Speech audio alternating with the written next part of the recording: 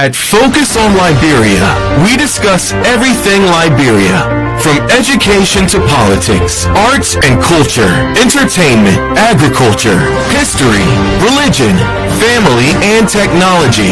Focus on Liberia uncovers and showcases the best of Liberia and shows the My name is Abdullah Johnson, and this is Focus on Liberia. Hit it! From Cape Mount to Cape Palmer, Mount Nimba to Atlantic Ocean, Obomi Hills to Pokondre, to educate, elevate, and promote. Yeah, focus on Liberia, for Liberia, Liberia, for Liberia, yeah. From Monday to Sunday, from Monday to Sunday, it's focus on Liberia.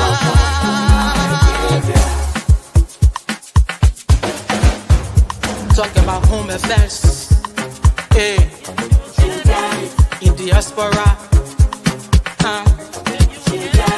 current affairs, reliable information, history, talking about culture, politics, education, entertainment, business, sports, advertisement, articulation. Focus on Liberia.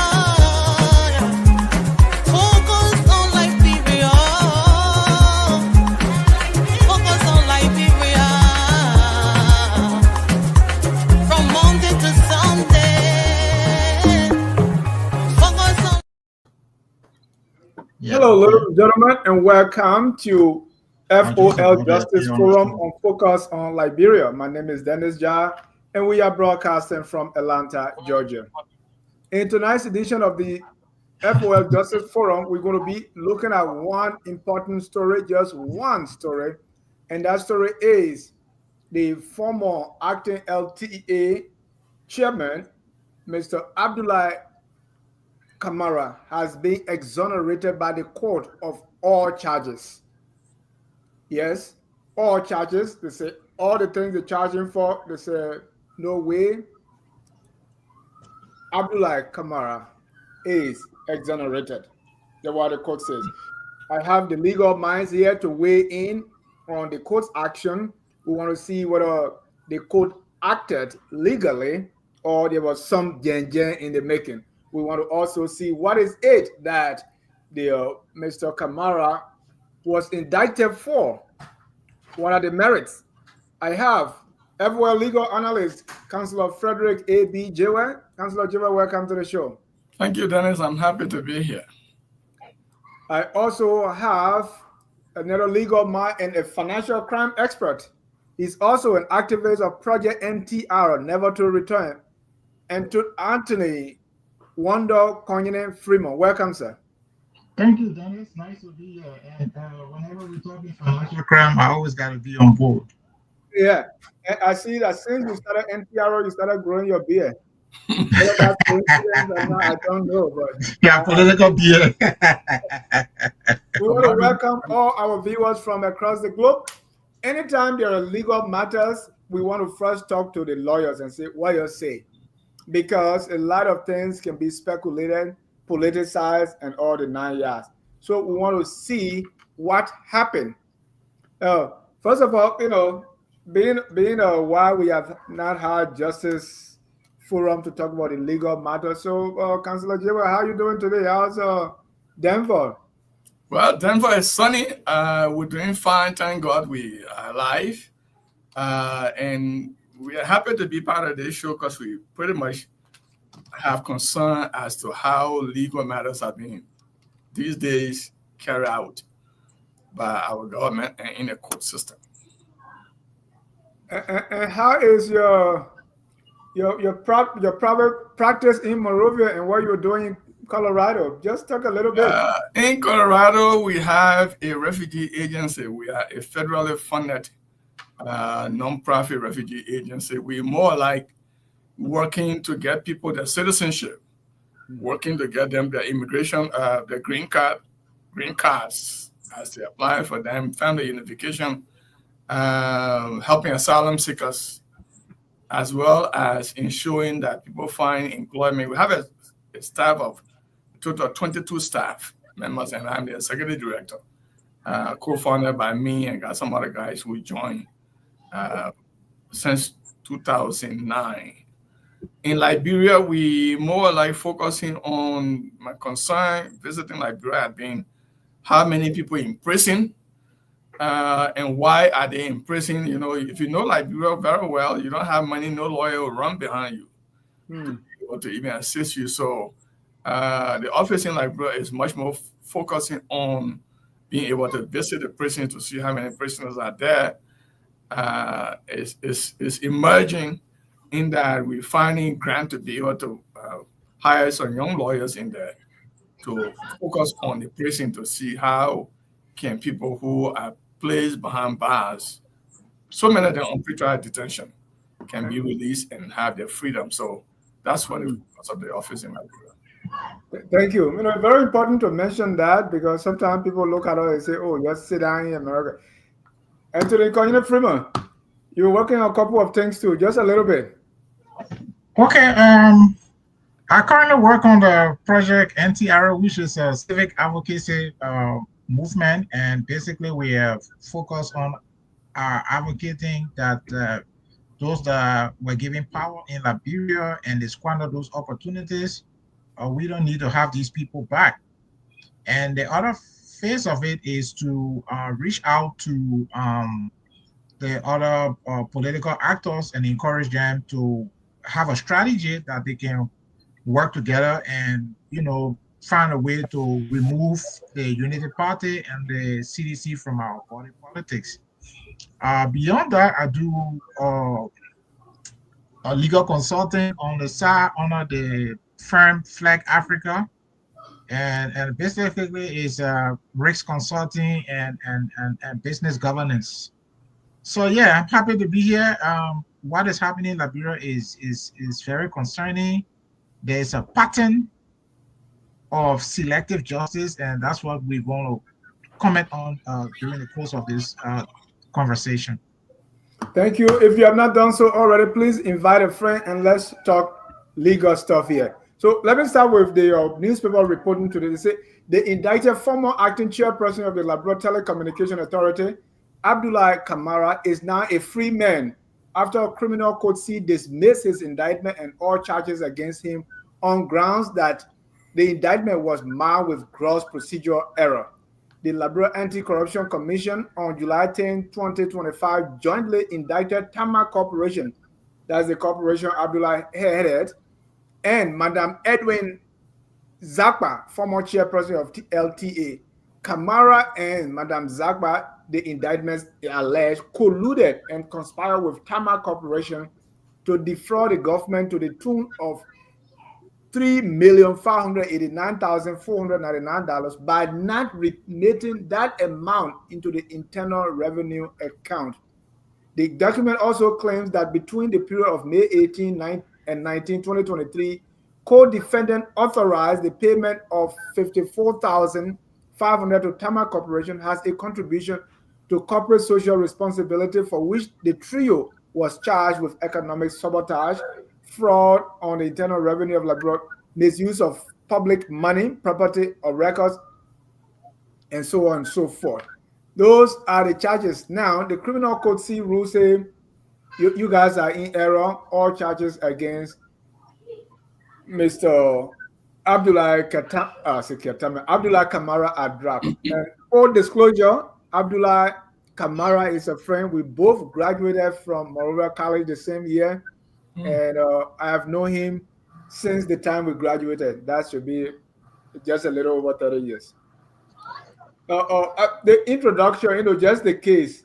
And Councillor Jewe, you heard, you follow this case closely. Just I read a little bit. Bring our viewers up to speed on what is happening. Well, from what I learned and followed, the government of Liberia first suspended Mr. Abdullah Kamara from appointed him. Let's start with that. Appointed him as acting chair of LTA, Liberia Telecommunication Authority. And after sitting for a while, I guess maybe more than 3, 4, 5, 6 months, President Wakai one day got up and suspended him from the position as acting chair of the Liberia Telecommunication Authority.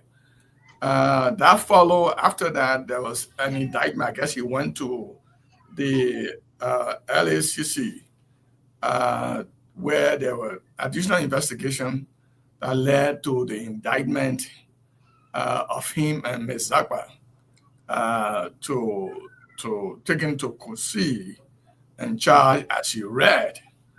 As the case went on, my understanding is that he filed 3 motions before Kosi. One had to do with a motion to change venue, a motion for severance, and a motion to dismiss the indictment. And I think the court took up the motion to dismiss the indictment, heard the motion, sustained the motion, and today we are hearing that Mr. Kamara is a free man, free to go. He passes around as a free citizen in Liberia. And anybody who wants to hire him can hire him. Anybody who wants to start business with him can start business with him. As far as the court is concerned or the government is concerned, Mr. Kamara is free.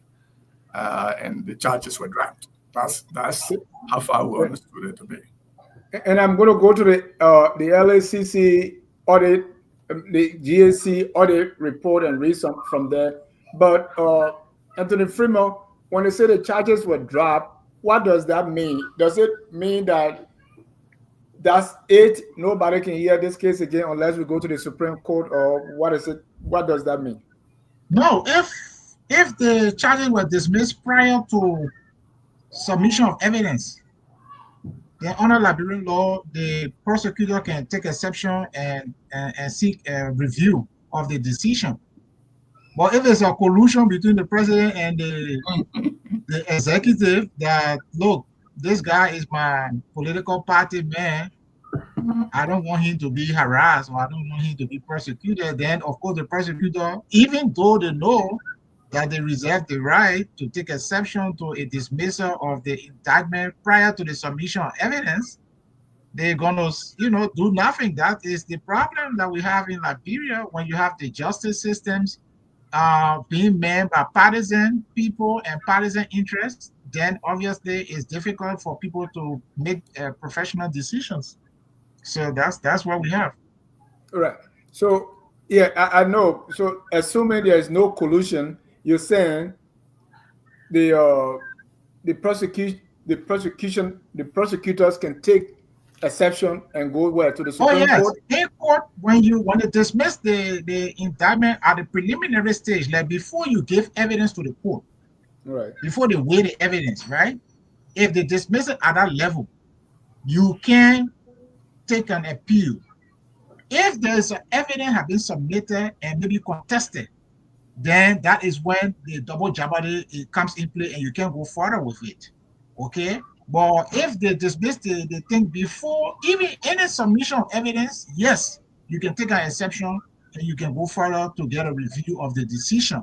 But they are not going to do it because it's a collusion. No, let us not go there first. Let us not. But is it clear? Is it clear? Yeah, it's clear. That's what we'll take it step by step. Yeah, it's clear. But let me. Yeah, he can add. Let me add, Dennis. In Liberia, the state, the Republic of Liberia, in all criminal cases, is considered the plaintiff.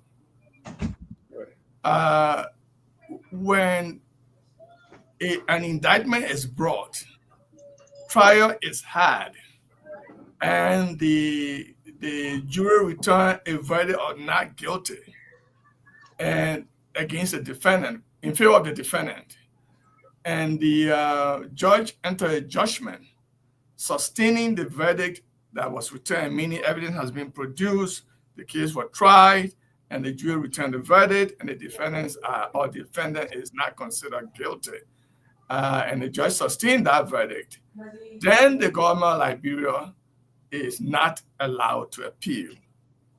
As Attorney Freeman said, when an indictment, in fact, there are two instances under which this government, those are the two instances under the criminal procedure law when the government of Liberia is allowed to appeal. The plaintiff is allowed to appeal to the Supreme Court for a review of the lower court judgment.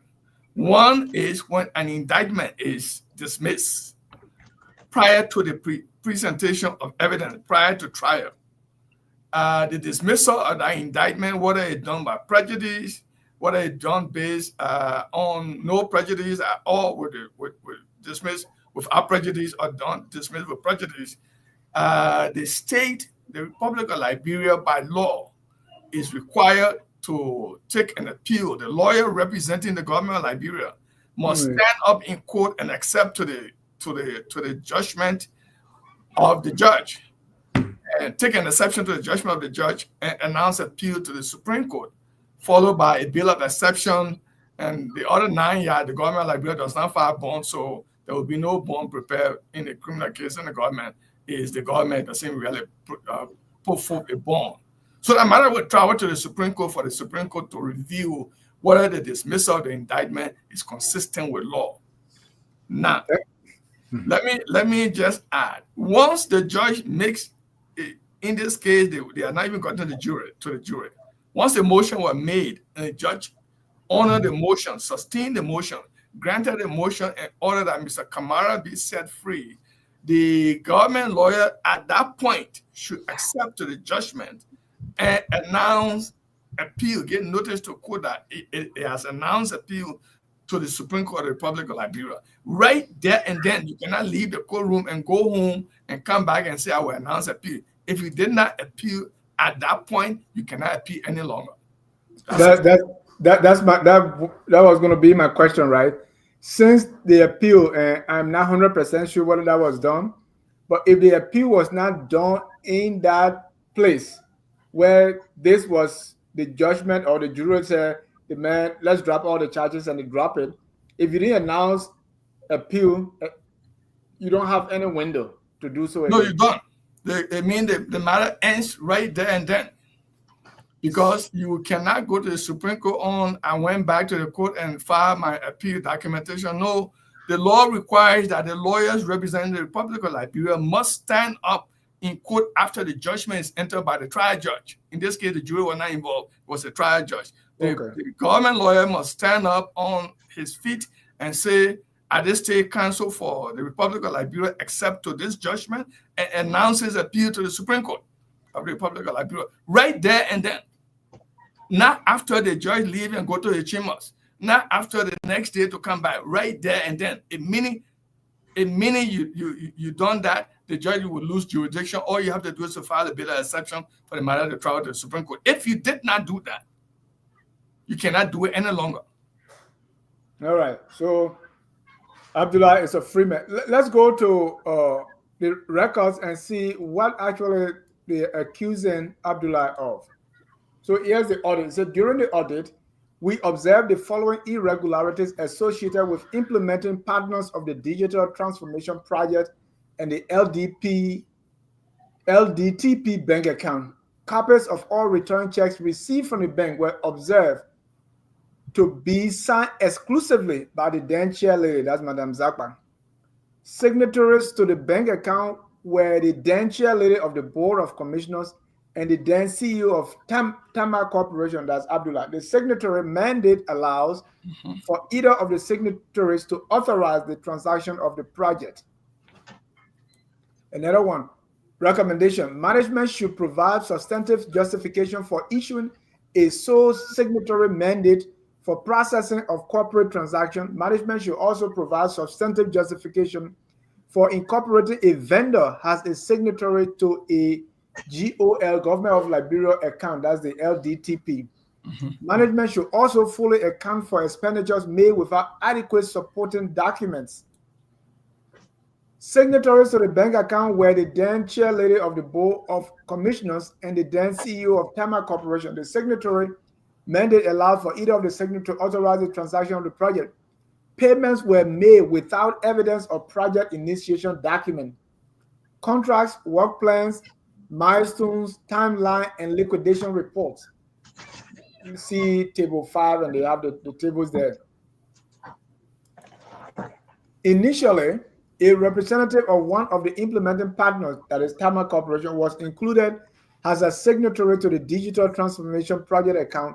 This decision was made based on their crucial role in the project's implementation and their extensive expertise in managing project funds. Upon further review and in consultation with relevant stakeholders, it was recognized that having a non-government or LTA employee as a signatory to a government or LTA account was not in alignment with established protocols and could lead to potential conflicts of interest.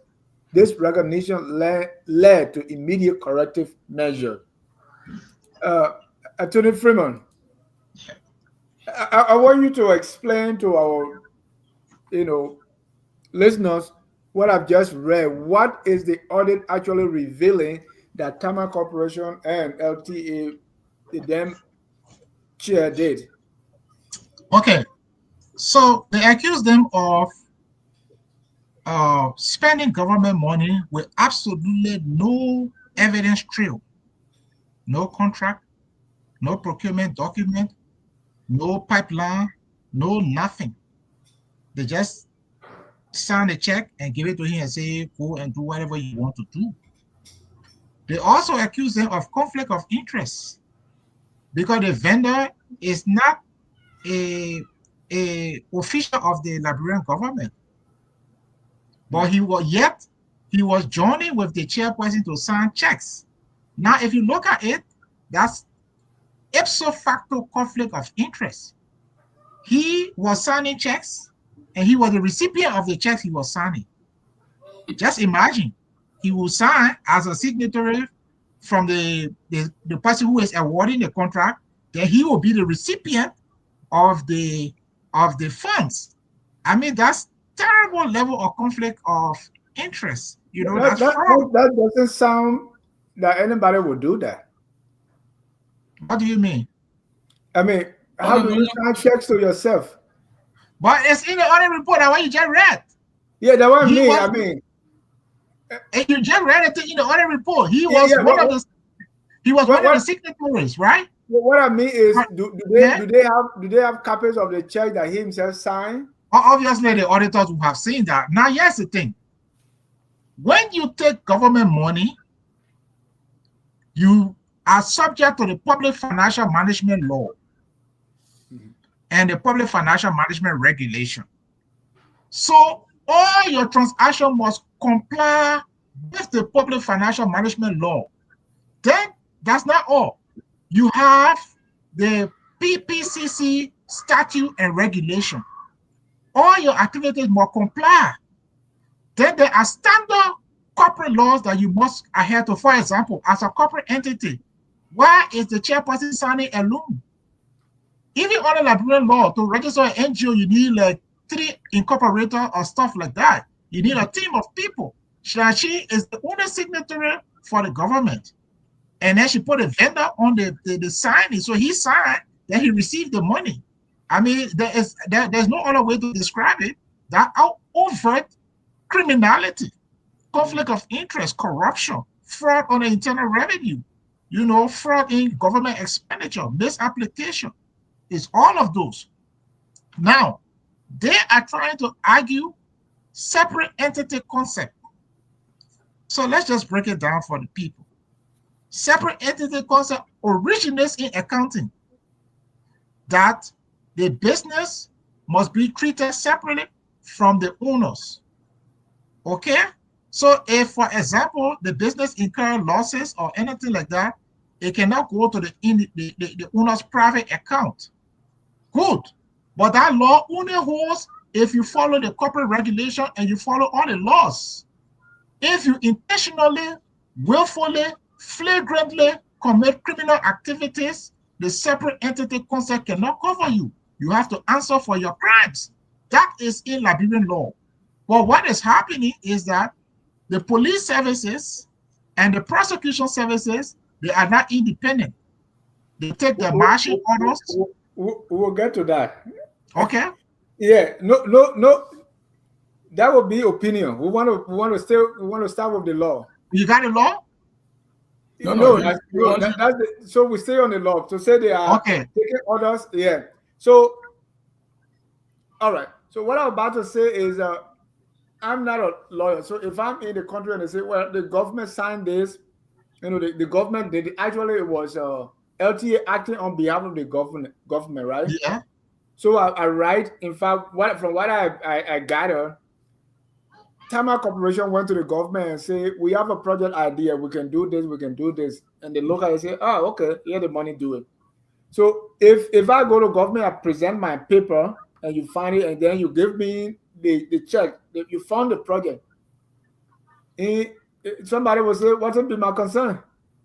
But he was a signatory to the account. Correct. You can be a signatory to the account and be a recipient of the check. I mean, come to think of a business, you got a business, right? Yeah. Right? You then, the man is not part of your business. He comes, he joins you, he signs the check. Then he goes and be the recipient of the money. How does that sound like to you? It doesn't make any sense. That anybody will do that. So that's why, Councilor Jewel, I really want to see those checks. So first thing from the audit report, it's clear that criminality was perpetrated, was planned, and was executed by both Ms. Zackpah and Mr. Kamara, Abdullah Kamara. Because look, there's a clear line of demarcation. You're not government official, you're not government official. Yeah. If you have your private company, you have all these brilliant ideas, you carry them to the government buys it and execute a contract between you and the government, retain you as a consultant, whatever it is. Government pays you for the time and the services you provide. You have no way to be able to be part of the account, the government's account. What was the purpose of becoming part of the government account? It is how to defraud the government. And having with the other report saying that, and Mr. Kamara and Ms. Zackpah being indicted, I am shocked to see that a motion to dismiss the indictment can be filed on ground that I was there when the crime was committed, but I'm not there anymore. That's how simplistic the argument is. That's the question I was about to ask. What is the legal basis upon which the case was dismissed? So let's first look at the Attorney Freeman said a little bit about it, and I will just add. When a corporation is established and functioning as a corporation, consistent with the corporation law, Liberia Business and Association law, as well as all other laws governing corporations that operate in Liberia, that corporation, its activity, it falls under something called limited liability. Meaning the corporation, when there are losses that the corporation sustains, it stays with the corporation. You can't go to the president, you cannot go to the secretary, you cannot go to the treasurer, you cannot go to the what you call the board chair, or even what you call them shareholders. You can't go after them because the corporation has a shield called limited liability. But when the CEO of that same corporation decides to sign to be a signatory to a government account, is that corporation still ready to enjoy limited liability? No. Once you engage, when the corporation, the president, the CEO engages himself into criminality, known criminality, in things that the law would not respect. For example, being a signatory to a government account when you are not a government employee. And then you will be out of ignorance or innocently ignorant of the law. Ignorant of the law. All of these guys all of these guys who operate businesses in Liberia, they have lawyers. Okay. I understand Councillor Tue, who is, I might be wrong, Councillor Tue, who is now the Minister of Justice, was the legal counsel to TAMMA Corporation. Mm-hmm. So they got people who know corporation law. Let's say they don't know, but they got people who know corporation law. So your first step of becoming a signatory to the government account creates a cloud. You are drawing very close to whether or not you should maintain limited liability. When you after signing and you are receiving money from that same account, mm-hmm. then you are not only operating as a corporation. Both you, the corporation, and you have committed or are committing known crime. So whether you're no longer in that corporation and you're now a private citizen, and you and the corporation get indicted together, the motion to dismiss for no longer being the CEO of the corporation will not stand. Because the law on which you depend upon to say there is limited liability here, the corporation law provides that the corporate view will be pierced based upon the fact that criminality is a purportedly established.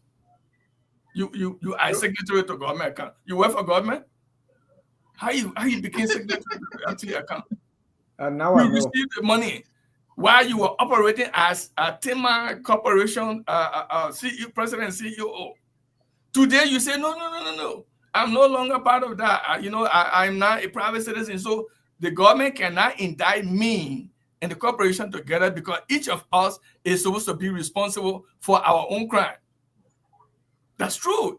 The corporation is supposed to be responsible for its crime. But you and the corporation together, you use the corporation to commit crime. So the assets of the corporation can be part of the lawsuit because at the end of the day, what government is looking for is restitution. If the corporation has property, the government can sell those properties. Also, government is looking for a way to punish the corporation. You who participated as a president, you can be criminally held liable. So what could be elaborate on the, I can't speak a lawyer now, the evidentiary standards required to prove those kind of charges like economic sabotage, theft of property, the misapplication of interest. Go back to the common fact. The government look at the auditor report. That this Mr. Kamara, Abdullah Kamara, president and CEO of TAMMA, or he can call himself former president and CEO of TAMMA Corporation, made himself a signatory to an account where he was getting money from. The facts remain that evidentially you can determine that, why was this happening? Was it just a contract between the government of Liberia and TAMMA Corporation, and TAMMA Corporation was paid by the chair of the LTA by issuing checks, she signed a loan. Whether she signed a loan, that could not have brought him into any kind of space. But the evidence is clear that he participated. They established a government account, and he participated as a contractor. Beyond that, he receives money on behalf of TAMMA Corporation. Continue to receive the money. He showed, as the report said, he showed no instrument of completion of any project. He showed no work plan. He showed no proof of completion of the project that you are getting money for. Mind you, he's signatory and getting money. No plan, no contract, no work plan, and there's no way to tell. You could not distinguish. The law is you could not distinguish his activity from the day-to-day activity of the corporation. Was TAMMA Corporation receiving checks? Yes. Was he the president? Yes. Could he now say by law that I'm no longer president, so you can't hold me, you cannot indict me? And that's the law that LACC will go back to and say, well, we cannot appeal to the Supreme Court. any lawyer who knows how the court operates and knows what the law governs corporation as well as the criminal law will know that there was established a collusion here. So economic sabotage as a matter of law will lie because Ms. Zackpah and Mr. Kamara were working together to steal money from the government. So that's why they call economic sabotage. Let me put them on the screen. So let me say what the sabotage is, that the money that government should have received to do government business was misused. Okay, that the one you took. Yeah, that the one you took. So you sabotage government activity. Okay. And let's see what the report says. It says signatories to the bank account were the then chair lady of the board of commissioners, that's Zackpah, and the then CEO of TAMMA Corporation, that's Abdullah. The signatory mandate allows for either of the signatories to authorize the transaction of the project. Payments were made without evidence of project initiation document, contracts, work plans, milestones, timeline, and liquidation reports. Right. So the question to ask, if an individual, right? Hello? Yes, sir. If an individual did that, would they be subject to criminal sanctions? Of course. If you took government money, right, to implement a project, no following of any regulation at all governing the stuff, and you did it purposely, intentionally, and all of that, will you be subject to sanctions? Of course. So the idea of piercing a corporate veil. If you're supposed to ask me, you didn't ask me what you want me to do. But no, it's both people, right? Because the LTA is subject to government regulation. The recipient, and like in the U.S. government, if you took U.S. government money, will you not be subject to U.S. government financial regulation? True. So he is not excused. Whether the LTA was not following the government financial laws, he as TAMMA Corporation was duty bound to follow the financial laws. So if you refuse to follow the public financial management law and you refuse to follow the PPCC law and you did it intentionally, recklessly, then you can be charged for a criminal act. So the whole idea of letting him off on a separate entity concept doesn't hold water, because that concept is only if you are following the laws and then something goes wrong, then you are shielded. But if you are willfully, intentionally violating the law, you cannot be excluded from criminal sanctions. But then I just look, Mr. Kamara, by the account they open, he could sign exclusively. Exactly. Exclusively. He himself, by himself. Could sign. And then Ms. Zackpah could sign. Whether either of them were present, one of them could sign when they were present. Why was he having all of this power? In other words, what is the government saying? Are they running behind people from Yucatan to put them in at the Marival Central Prison, when Mr. Kamara then, who is plainly from the report committed a crime, is allowed to go free? What I don't know up to this stage, what has the Ministry of Justice along with LACC done? Did they announce appeal for that judgment?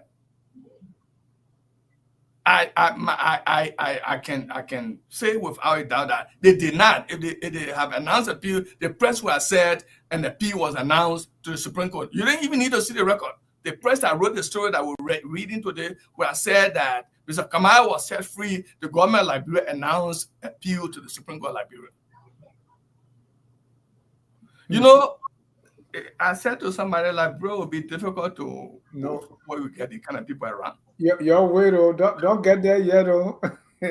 No opinion. Let's stay with the law. So intent. What role does intent play in cases involving, charges of criminal facilitation, solicitation and conspiracy? Dennis, your voluntary participation. You agreed to become a signatory to an account that you had little or nothing to do with, government account. And when I say I didn't know them, but Freeman would say ignorant of the law excuses no one. but mind you, you're running a corporation. Government, the LTA, let's be specific, the LTA, the Liberia Telecommunication Authority, Ms. Zackpah, invites you to say, let's go open an account.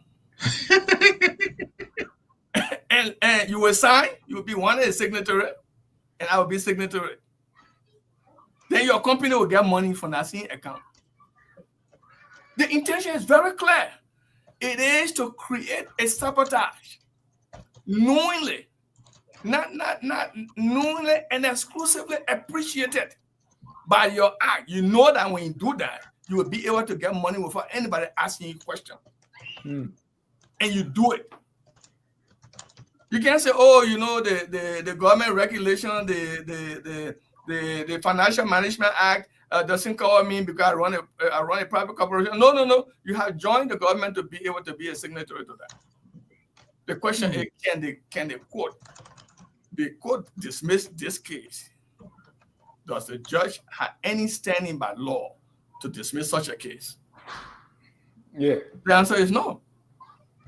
And if you believe as government lawyer that the government is in error to have dismissed this case, what then did you do?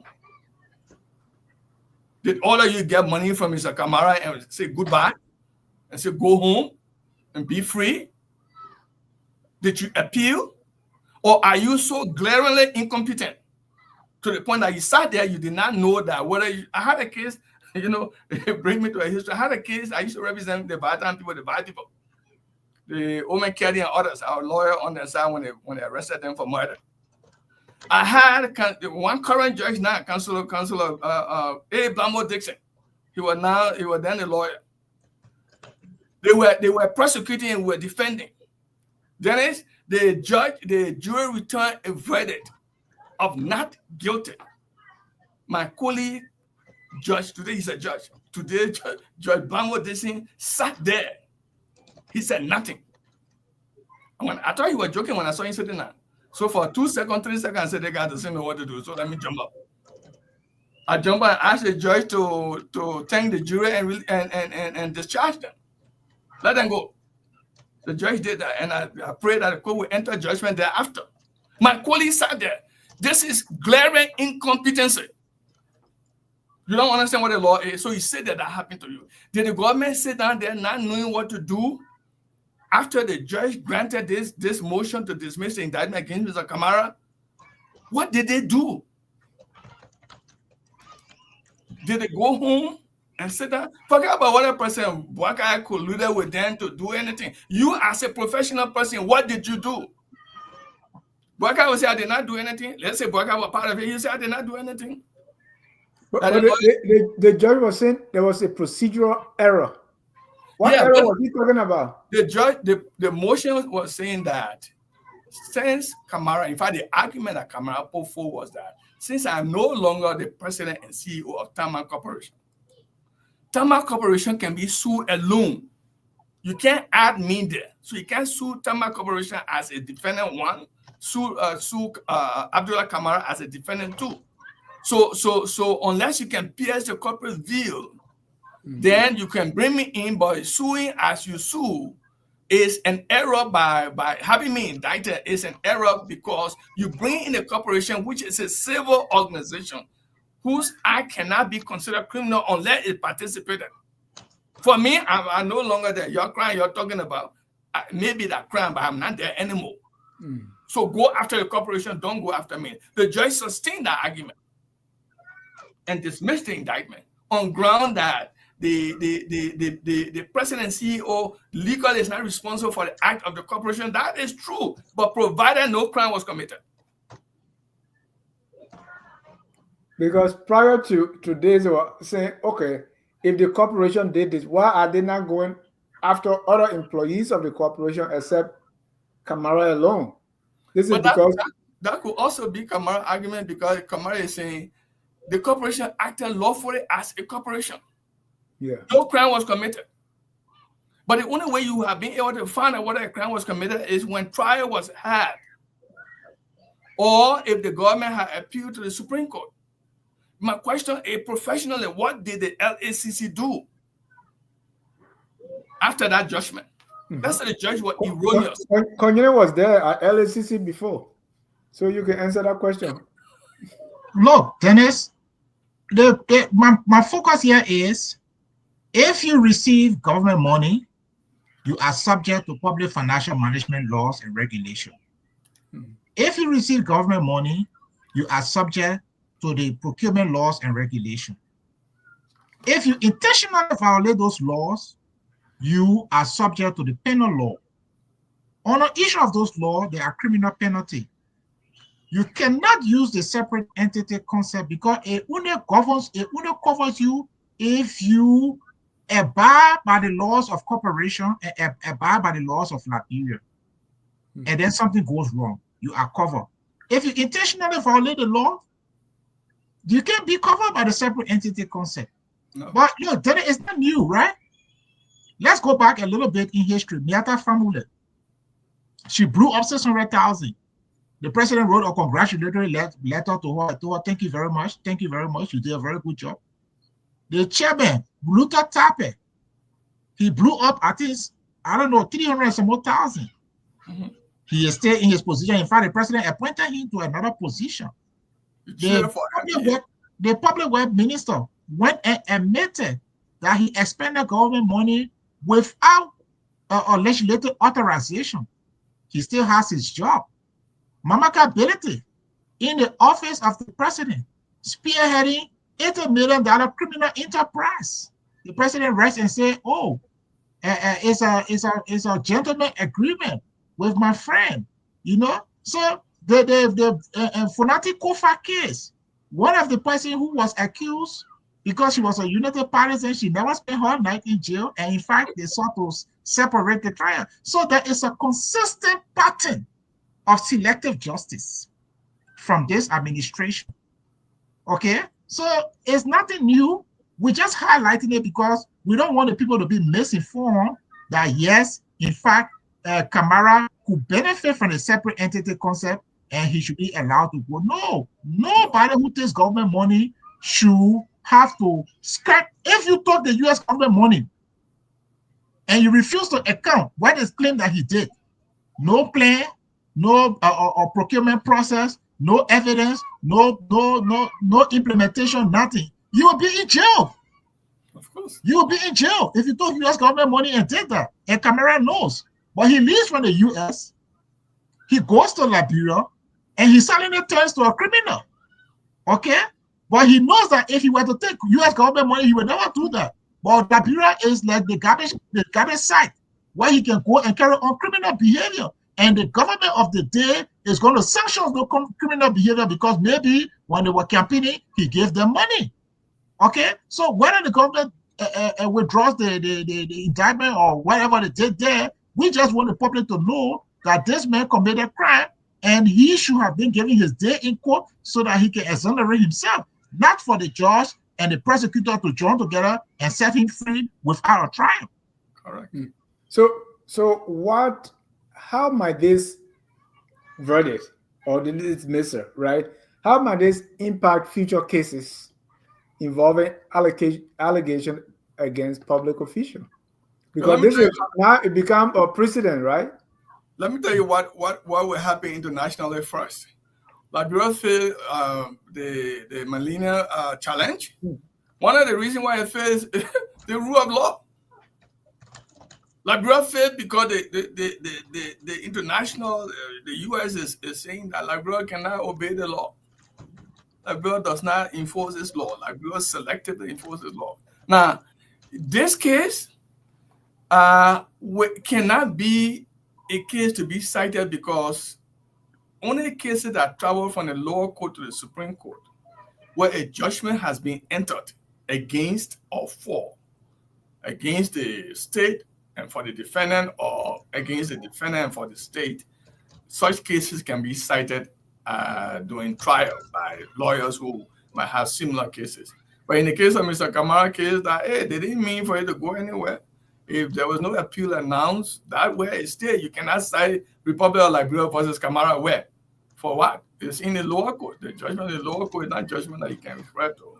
It's only the Supreme Court judgment can refer to. But I mean, what it is that in terms of people who who might commit such a crime, there's a precedent that all you need to do is draw very closer to the power that be, and ensure that somebody in government share with you in how much money you made. Support maybe CDC the next time when it's coming to run, or support Unity Party or any kind of political party. So if you do that, it becomes very easy, because I cannot understand, and here is the issue. I hope the lawyer who participate in the case will be sanctioned. I hope the U.S. government will start. And that's what I'm coming to now. Yeah, will deny visa. Oh no! Because what I'm about to say is, what can anybody do? Can the LACC go back to court or say, okay, this one you did this? In fact, the LACC has prosecutorial power. Right. Can the LACC or can or other people, anybody, say no, this can happen. You are in error.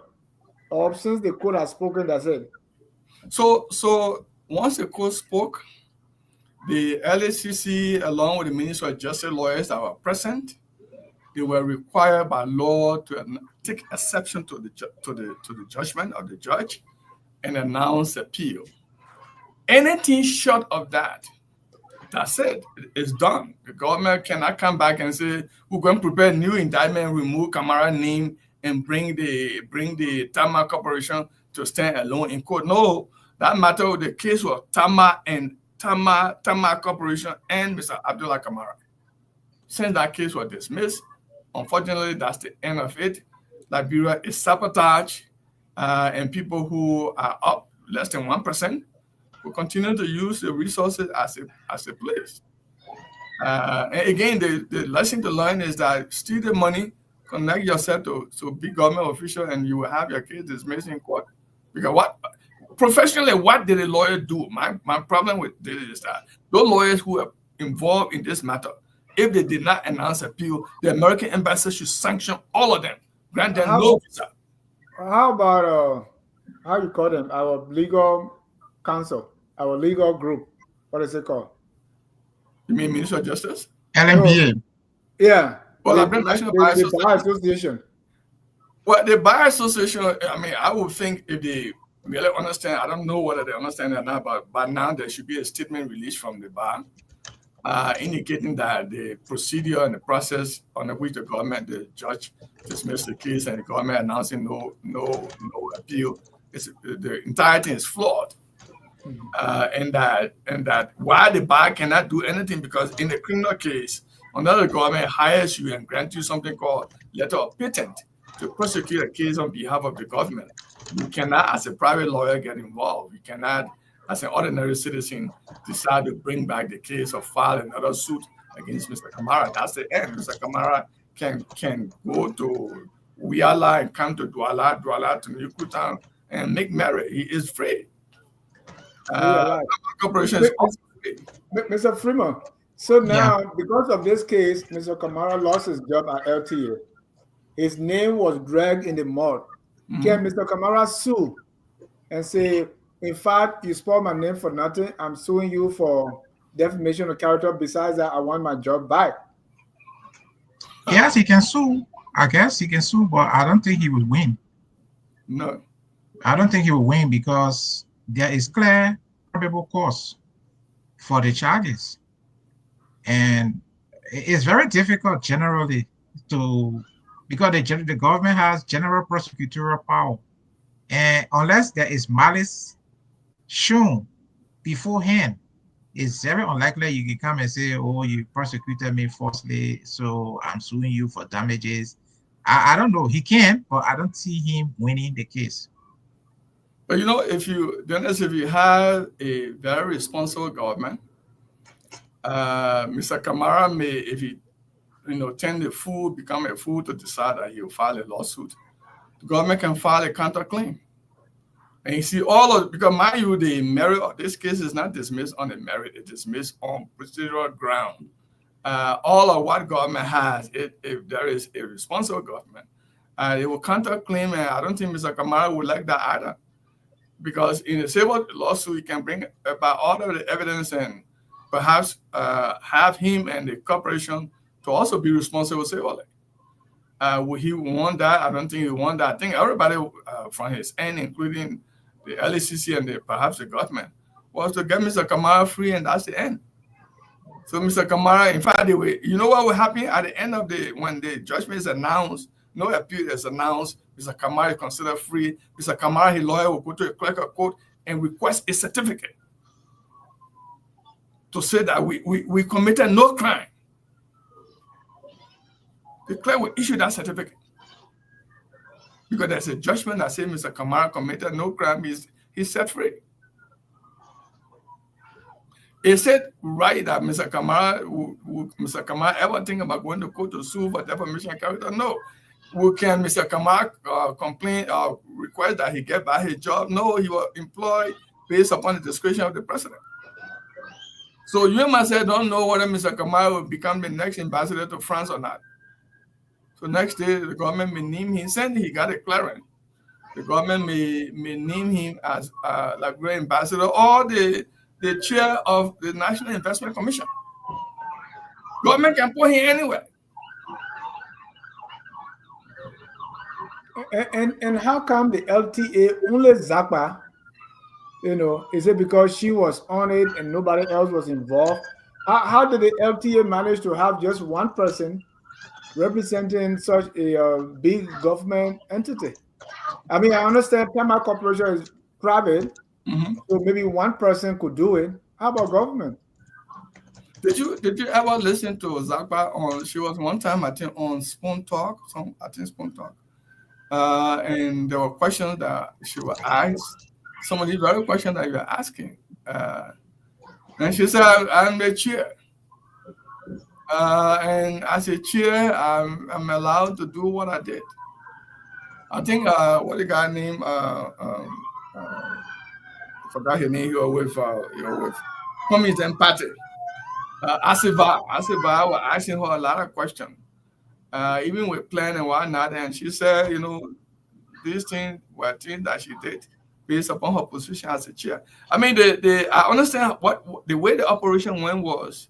Even we himself was surprised because they did not know that Mr. Kamara was able to get into Weird orbit and befriend them to get this thing going. And I guess it was you eat, I eat.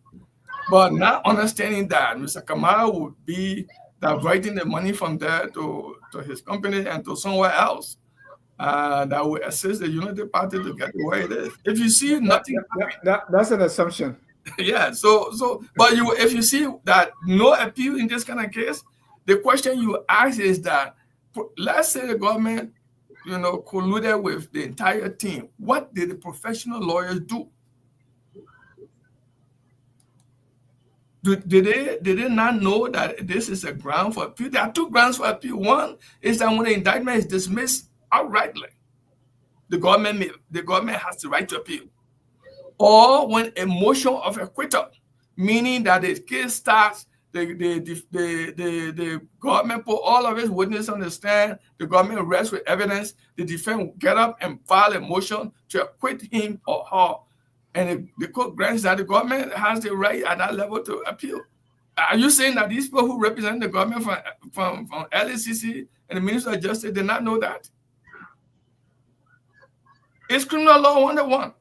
When you enter law school, maybe your first semester you will start learning about acquittal and indictment, all that kind of thing. We had a counselor, Ephraim Small, we don't talk criminal law at the time. But those are things you learn along the way. Did you wish to apply them? Or were you just completely stupid? Did not know what to do? And the thing just passed by your face like that? Or did you collude with the entire process? Anthony Freeman, what do you think? Come on, go over the question again. Yeah, he said, why would the professional lawyers, the government, the professional lawyers sit back and did because the professional lawyer serves at the will and pleasure of the president. So if he says anything that the president considers stupid, the next day he will not have a job. He gets fired. That's why in most countries, the office of the chief prosecutor and other prosecutor, they don't serve at the will and pleasure of the president. It is a fundamental flaw in our constitution, and I've been writing about this for a long time. That is the reason. There is no other reason, Dennis. That's the reason there. And you tell me, let me ask you, Dennis, if you observe the president has been letting go all the corrupt people, and you're a prosecutor, and the president said, let this man go, and you said no, what will happen to you the next day? Maybe they will indict you. The next day, you're not going to have a job. So prosecutors should not be serving at the will and pleasure of the president, because many times your job will entail going after politicians who are friends of the president or who are in the same party as the president. And if you are serving at the will and pleasure of the president, it's almost unlikely that you'll go after them. Or even if you start and the president call you and says stop, you are going to stop. And if you don't stop, you will be fired. So that is the reason. And that's why you will not see professionalism from our police or our prosecutor, because they serve at the will and pleasure of the president. And it's just a very bad thing to do. You know, let me add, Dennis. Before you come in, let me announce that you are watching FOL Justice Forum. If you want to be part of the conversation, please call the number on the screen, 605-313-6004. The code is 791-403#. Call in and let me hear from you, Councillor Joel. Yeah, you know, I will go back to when you go to law school. You graduate from law school, whether you work for the government or not, you are issued a license. That license that you get or that is issued to you to practice whether as a minister of justice, whether as a solicitor general or a prosecutor or chief prosecutor in the government Liberia, you are firstly a lawyer. Because look, anything that take any international body that wanted to go to Liberia and hire those who participated in this case in a civil or any other matter. The first thing they will be looking for is that what character are we about to hire? Because if you just play dumb and did not announce appeal, and Mr. Kamara passes around, go to Calabash, drink beer, carry your friends from place to place. He is free. You can't do anything because you did not announce appeal. Should any international body take you to be a single group of people? Or maybe you just continue to remain. I know one lawyer who basically, after he left the Minister of Justice, he's fighting just to go back in the Minister of Justice. Because it's easier to run behind 11 people to get money from them when you're in the Ministry of Justice. If you're doing active practice of law, you want to maintain your character, because such a case, either you buy out, you leave the Ministry of Justice, you buy out, you leave the LACC, or you stay there and become contaminated along with them. Because everybody will know that what is this? There is no appeal in this case. Government said Mr. Kamara is free. Then are you going to go after Ms. Zackpah? Are you going to selectively prosecute her? She's a member of a different party. Oh yeah. So based on that, but let me just add one other legal thing I saw. I did not. I don't know. I may be wrong.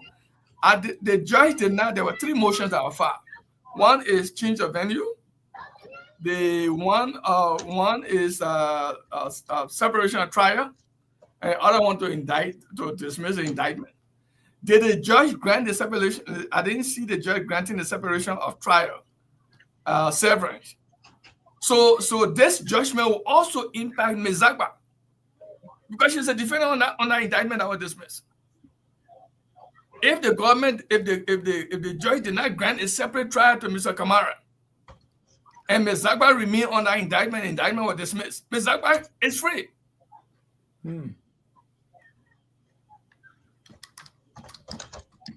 Because in order to, if you wanted to free Mr. Kamara alone, you were granted a severance, a motion for severance first, so that he can be tried separately. Then secondly, you pick up the motion to dismiss the indictment. But if you did not do that, and you only took out the indictment and dismissed it, Ms. Zackpah is also free.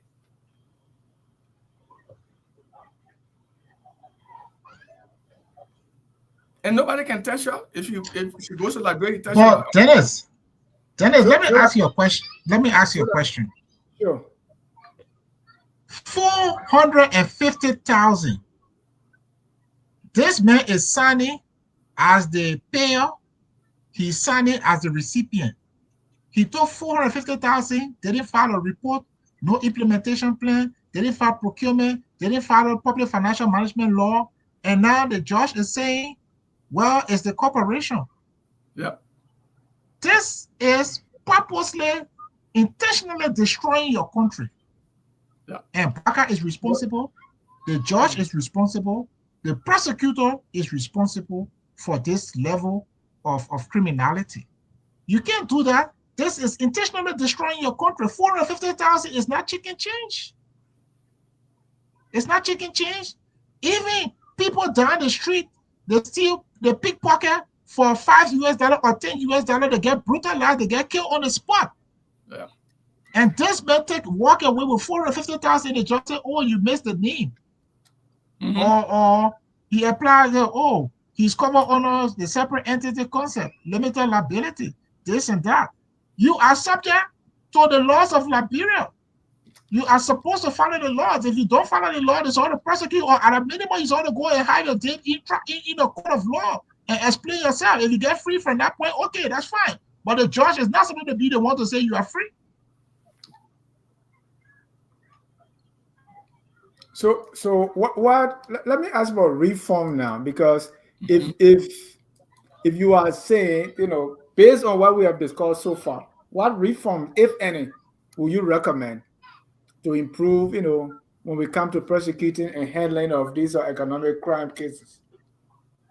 What needs to change? Because if the way you are saying it, and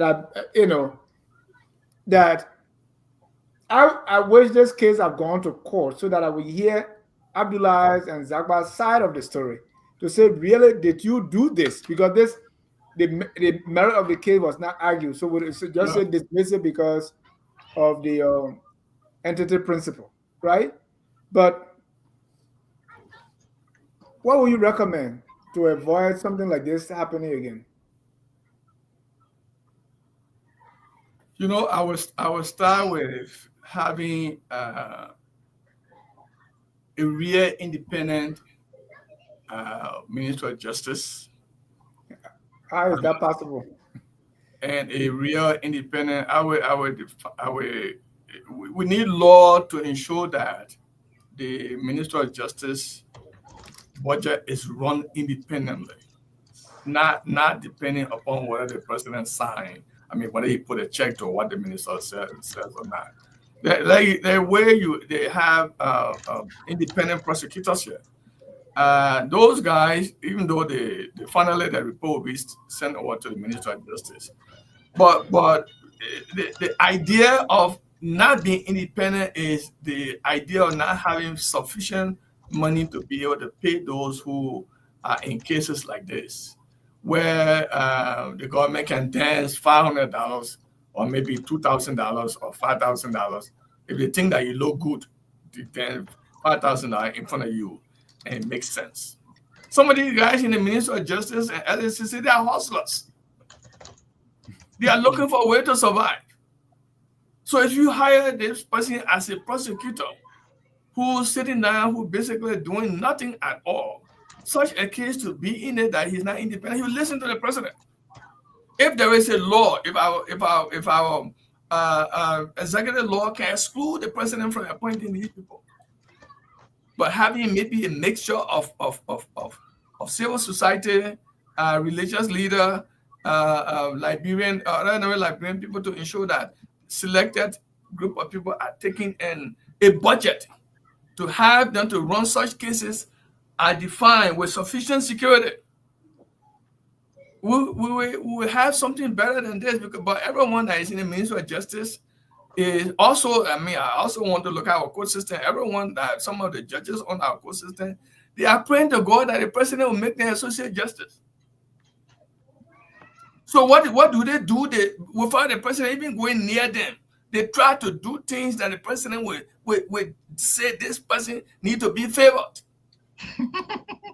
The current chief justice that is named, he wrote his dissenting opinion, but prior to that, when he was named as associate justice, the young man was standing in the Senate, delivering his opening remark, and he said, "I want to thank Dr. George Weah for appointing me, for naming me as the associate justice of the Supreme Court of Liberia." I would have said I want to thank Dr. Weah if I want to call him Dr. Weah, or I want to thank President Weah. But for him to begin to say Dr. Weah, what that wants also mean? It means that this is the best to do. What did he write so far during the time he descended in the majority case? Not much. But because he descended, he was on the government side. People in the White House around President Boakai, including President Boakai himself, said, "This is our man. They're making Chief Justice." And today we have His Honor Kwekwe Besa is the Chief Justice of the Republic of Liberia. People lean on the tail of the president in order to get wise. So professionalism is absent. The former Chief Justice, I think she's gone out, she's still there. Was the one who wrote a letter when the late Associate Justice Joseph Nangbe, a very good friend of mine who passed away, may his soul rest in peace, wrote to the government for his retirement. The Chief Justice sat and wrote a letter to the president, "Do it because this is the law." She was sitting there, Chief Justice, when she did that. Let me hear from Councillor Attorney Freeman. What would you recommend for reform? Well, it's difficult, because some of it is constitutional. So, and when you're talking about reform, you got to break it into policy, regulation, statute, and then constitutional. So the constitutional part is that the president appoints the county attorneys. Yep. He appoints the Solicitor General. And it's not that way in order, because I did a consultancy with GRZ for the English-speaking West African countries. And so I was studying the Bar Association with respect to how they implement the money laundering statutes in the bar stuff. But what I learned from that experience was that a lot of these African countries, they have something they call the General Legal Council. And that body is active in getting people nominated either for judgeship or other permanent legal roles. So it is not exclusively a politically driven decision. But in Liberia, it is exclusively a politically driven decision and sometimes a tribal decision. Who is the Solicitor General? What country he comes from? Lofa. So when George Weah was there, what country the Solicitor General came from? From the Southeast. So tribal affiliations, party affiliations take precedence over professionalism. That's why for me, I have advocated consistently for us to find a way we can do it within the current framework if the president is open to it, or we can push for further reform, like constitutional reform. But people have to be open for it, because at the end of the day, it rests with the president. And and if somebody is committed to change, obviously they can collaborate with the Bar Association. They can select competent people who will not be partisan driven.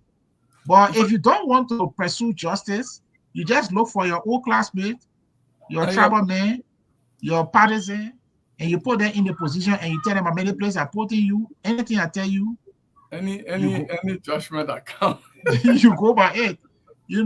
Because understandably, under this circumstance, the behavior of Mr. Kamara, just imagine Dennis, you in the US, imagine if Kamara had committed that act in America, what would happen to him?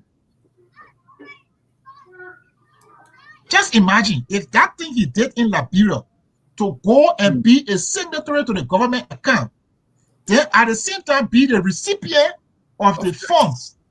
They got the funds, filed no report, filed no work plan, no installment report, absolutely nothing, no record, nothing. We will not be talking what we're talking, he will be in jail. His property will be seized. But this is how Liberia got poor. And this is what is preventing Liberia from rising. And instead of doing that, people call for fast and prayer and all these kinds of things. How can you solve a socio-economic problem or socio-legal problem with fast and prayers? Understandably, if that Kamara man had done that in America, he would be in jail. Yeah. Is legal reform, is financial reform, is in fact in Nigeria they have what they call the Judicial Conference.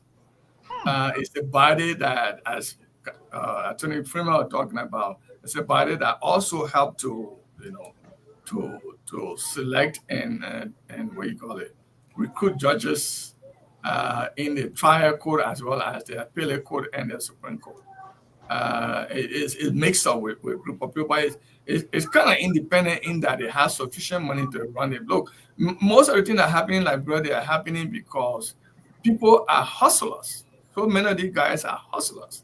You cannot, and watch out, they cannot open one law office because it's too hard for you to be able to wait for a client to come. I was in Liberia when I had clients that came to my office.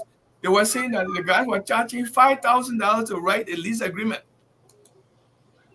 and charging $25,000 to do an article incorporation. So I did 3 people, lease agreement for $1,000, and they were so happy. One of the ladies said to me, "Counselor, are you from here?" So I said, "I'm from here," but I said it doesn't make sense for me to write 3 pages, even though it's professional about me, for to write 3 pages or maybe 4 pages of this agreement for your property that exists, and then I charge you $5,000. And just a way for the people to run away. So and a lot of them who cannot find the way, they will go to be. I see some of them in West Point, solicitor, city solicitor. I see some of them in what you call it, Kingsway, Magisterial Court, and city solicitor. I know one of the guy who associated with our law office. He said, "Counselor, I can't stay here because I will go to." He went to River G as assistant county attorney. It took him 5 days from Tapeta to get his red room during the rainy season. That's how messy the place was. The motorbike will break down. So you sleep on the road. By the time he reached the court town, it's almost over. Because there's another traffic from his red route to go to River J. But people are not confident. People are looking for easy way out. So I mean, if you agree that tomorrow the president, mind you, the president just appointed Associate Justice Kane, right? He appointed the Justice Wilson.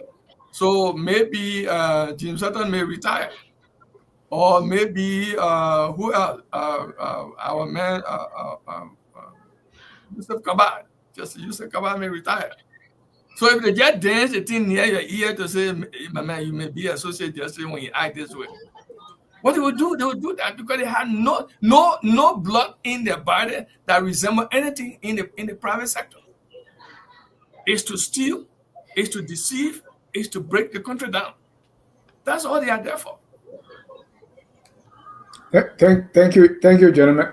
We don't have a call, so we're going to be wrapping up. Well, surprisingly, because this is such an interesting conversation, bordering on justice, bordering on corruption, and I would have expected a lot of interest generated because somebody is making away with $450,000 that could have gone to develop the country. It has been pocketed, and you don't see the calls coming through, which is quite unfortunate in my view. There's one reason for that. One is that The Liberian people say, you're a criminal, is my hero. So you can be calling Mr. Kamara criminal, criminal, criminal. There are people who believe Mr. Kamara had done well. In fact, the government lost the case. Yes. And so why do you waste your time to talk about this? But this is why the country has no, I mean, you still see people water running down a place, Buchanan Street, Clay Street, Lane Street, PHP, all the places, you see the places are nothing that you can admire, to the point that these things are happening because it is government involvement. It is cooked up by professional lawyers who are supposed to be professional lawyers, and they don't do anything. Thank you. Let me announce that this Thursday, I'm going to be having an interview with Dr. M.N.L. Dunn. He's the chairman of the Liberia Diaspora Conference that is slated for September 26 to 28, 2025. The interview will be live right here on Focus on Liberia on Thursday at 4 p.m. Eastern, or 4 p.m. Eastern Time, or 8 p.m. local time in Monrovia. Dr. Don is the same person who was the July 26th day orator, so you don't want to miss that. Council, thank you for tonight. I want to get your closing. Let me start with Attorney Freeman. Okay, so nobody should be deceived that Mr. Kamara is innocent and was cleared.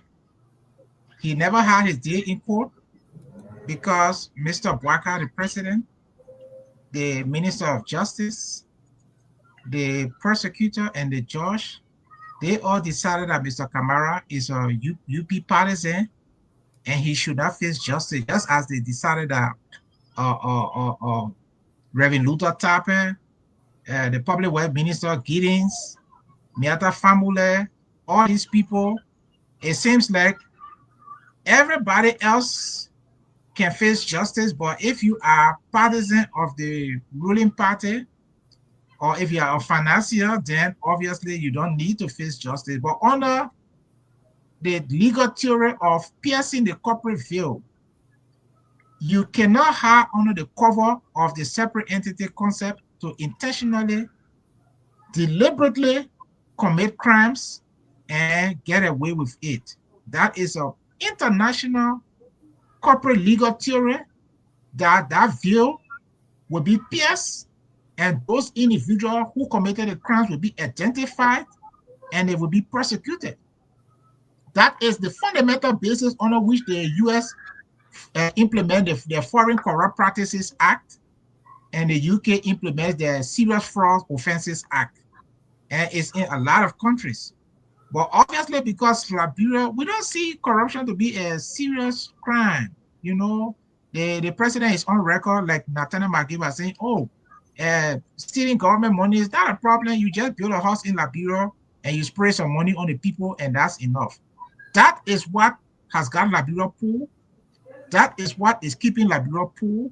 And if we don't desist from it, that is what is going to perpetually leave us in poverty. So thank you so much. I want to end on that note.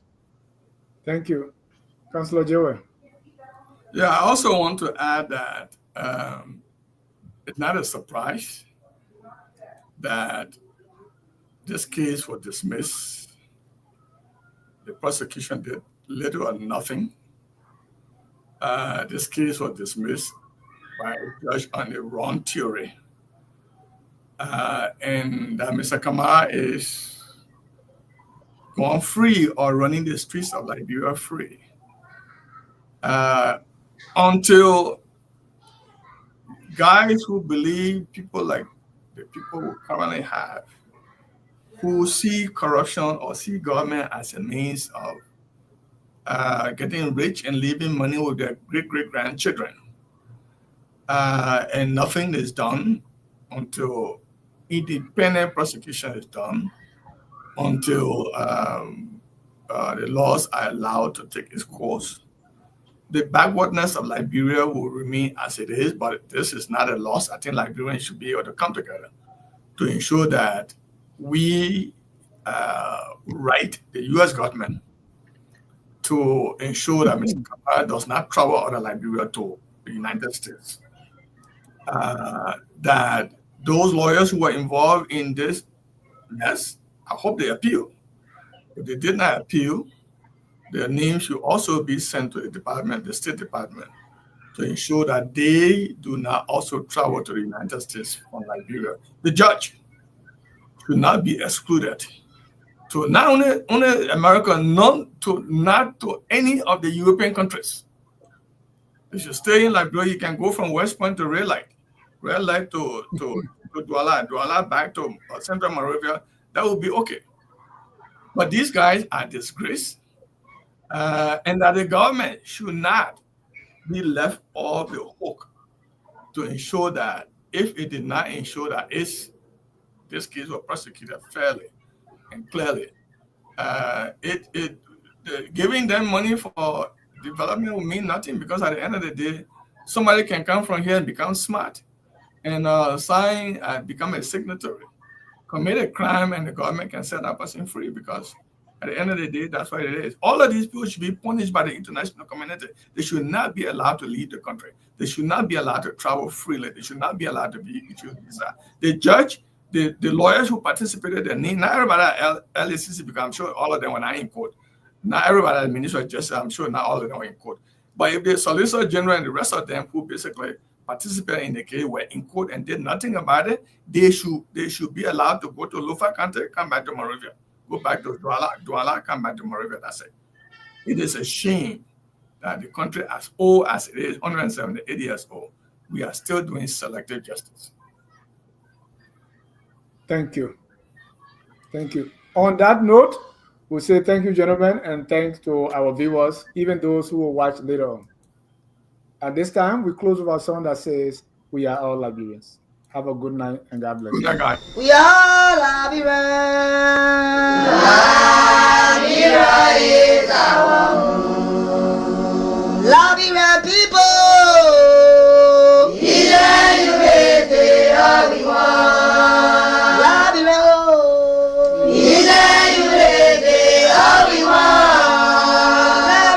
Liberia.